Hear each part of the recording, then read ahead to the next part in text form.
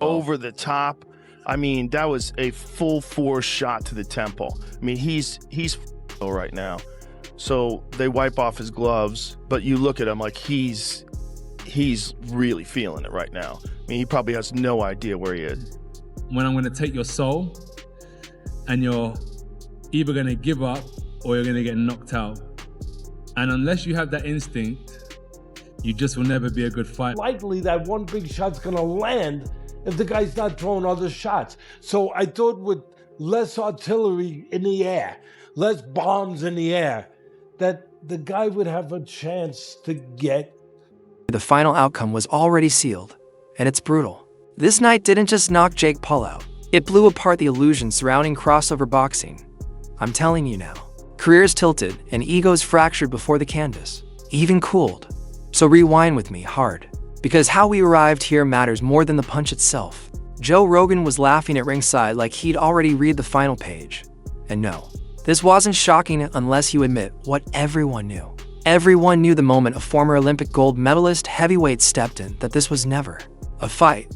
It was a countdown. And if that already annoys you, good. Because there's something nobody's saying yet, and it's coming.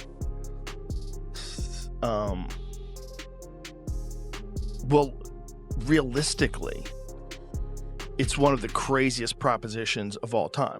You take a guy who just had a boxing match that looks like a sparring match with a 58-year-old Mike Tyson, and then you're going to fight one of the absolute scariest knockout artists in the... Watched Rogan lean toward Joshua, with a smirk like the conclusion was already written, because he said the thing nobody wanted to admit.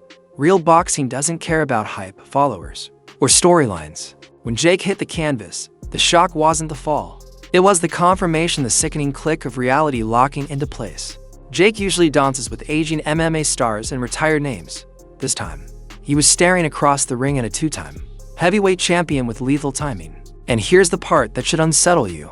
Rogan said the result was never in doubt. If that's true, who allowed this to happen? And why does it feel like someone wanted the lesson broadcast? Just physical, it's psychological. And when you understand the psychological warfare, I did say to you that, Jake, what's going to happen? I'm going to see a time when I'm going to take your soul, and you're either going to give up or you're going to get knocked out. And unless you have that instinct... After the fight, Joshua didn't soften his words or whisper his message. That's where the temperature rose. He said the early knockout actually saved Jake from something worse, slower, darker, more brutal. And I don't think people fully grasped what he meant. Because he wasn't boasting, he was warning. He explained that if it had dragged on, he would have dismantled Jake piece by piece, physically, mentally, emotionally. Listen closely. Because this line is a time bomb. When a champion calls a quick finish mercy, it means he knew exactly how ugly it could have become. And I keep asking myself who pushed this matchup knowing that. Straight after the fight, I heard the question being posed to Joshua, will he now fight Fury? And then my first thought was, after what I've seen, who cares? After that, who cares if Joshua fights Fury? I like Anthony Joshua immensely, Spencer. Any exchanges I've had with him, I think he comes across terrifically well. But I fail to see where it's taken him, other than hugely increasing his bank balance. You know, I really fail to see what this has done. Well, it's done nothing, but he was going to fight in November, like I said, and he's just gone in there against Jake Paul. What has it done for his legacy? Absolutely zero. But it was, you know, he's earned a lot of money doing that. And he's going to go again, and he's going to fight possibly February, March. And then there's that Tyson Fury fight that's looming that could happen in September, whether Tyson Fury decides to come out of retirement or not come out of retirement. For Anthony Joshua, he's earned a hell of a lot of money. This is prize fighting, and that's what it's all about. That's world split instantly like a cracked jaw. Half screamed cash grab. The other half whispered that maybe Jake was ready. And I'm losing my mind because both sides missed the point. Joshua isn't a test, he is a wall. Olympic gold, world titles, years of elite violence. Jake is still laying bricks of credibility. So, when that right hand shattered the night and ended everything, Simon Jordan called it a dark day, and you could feel it. When broadcasters say the sport looks foolish, it isn't outrage, it's fear. And here's what no one wants to admit yet. This line doesn't UNCR more than Joshua. That apart, Spencer, 6 rounds to get Paul out of there. Reputationally, how does it leave AJ? Well, thankfully it didn't go to points, because I think that would have been a disaster for Anthony Joshua. I think that he needed to get the job done inside the distance, you know, and he done it. Look, he could have done it at any given point. I think that he could have cut the ring off whenever he wanted to and got Jake Paul out of there. He took his time on that. He allowed Jake Paul to run around like a rabbit and throw the occasional shot from time to time. And I think he only landed one clean punch, didn't he, Anthony Joshua? And that was the one that broke his jaw in 2 places.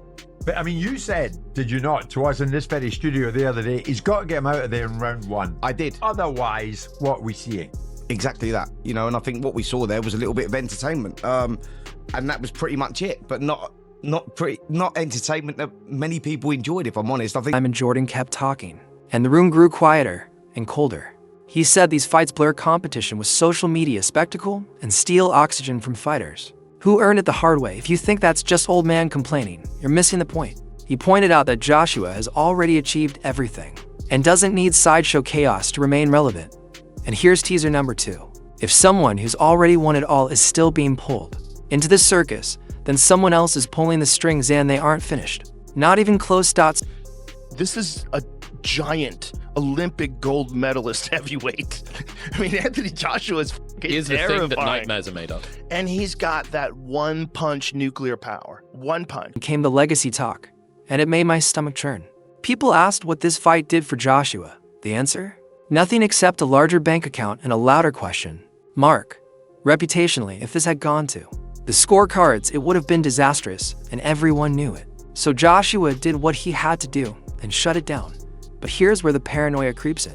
When fights are framed as entertainment instead of danger, people forget what happens when danger actually arrives. And tonight, danger showed up early and smiled. Anthony Joshua and Jake Paul shared a ring. Your takeaways from the 6 rounds that we saw, presuming you watched? I was impressed with Jake Paul. I thought that, following on from what we're saying, right? A few years ago, he was on Disney as a kid, acting up, and has decided to become a professional fighter. That takes balls, but he's obviously striving to be as good as he can be. You can see that in the way that he moves, the way that he is developed in how he's punching and performing. But to make a 2-time world heavyweight champion that's still live, you know, AJ's still got something about him, to make him miss in such an accomplished manner. All right, so at times he was jumping out and running around, but there were times when he was well in range and still making AJ unable to land a clean, solid shot. He deserves a lot of respect for that. And then the shot that actually finished the fight, that broke his jaw quite badly, didn't put him out. That shot he threw with serious intention has put a lot of professional heavyweights to sleep. He didn't go to sleep. He actually finished on his knees, didn't he? Laughing and spitting blood out of his mouth. So, like they say, like it's a special type of crazy and a special type of brave to do it. But I actually, hats off to him, because he showed that he's developing some accomplished little skills in there to look after himself. The size difference is always going to fatigue him. I know everyone will come with the idea that, well, AJ should just go in there 1 round and smash him to bits, and that should be it was a big ring, right? Perhaps he could have cut the ring off a bit better, but would I be right in saying that regardless of skill level, if you forget about that with the 2 for a second, if someone is on the back foot on their bike and kind of doing what Jake was doing, it's difficult no matter who you are, no matter the kind of separation in skill level. It's a big ring, and you've either got to run at him and look like a novice yourself, or just take your time and understand. Afterward, and if you blinked, you missed how ominous it sounded.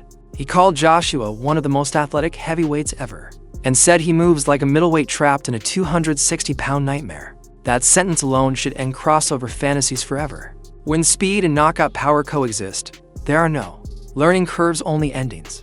And I swear there's another reveal hiding here, because Rogan flat out said putting Jake or Logan in there makes no sense. Yet people keep talking like it's inevitable. Be more of a mismatch than Jake Paul.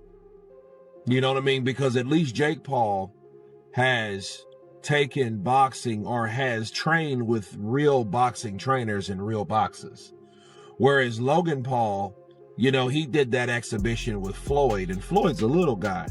Not saying a little guy can't thump, because Floyd really gave him some 2 pieces with no sides, right? But at the same time, you take his friend, Floyd's friend, Anthony Joshua, and get hit by him and see what happens.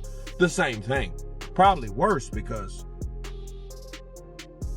I think Logan, you know, he's a little taller than Jake. And because he's a little taller than Jake, he may think he's a little stronger than Jake. Which I don't know which one's true or not. I don't think it makes a difference. But because he may feel that way, he may want to go in there and try to bang it out with AJ. And if that happens, it's going to be a lot quicker. See, that 6 rounds it took AJ to finally catch Jake. It took that way because Jake was on that bicycle, moving, being elusive, trying to come in and then come out. He tried to do a very poor man's Alexander Usyk, right? And it didn't work for him. Logan ain't gonna do that. Logan's gonna come in throwing punches and bunches like he did with Floyd, trying to get him in there and, you know, do all this stuff. And what's gonna happen as soon as AJ lines him up, sets his punch, he's gonna hit Jake and he's gonna break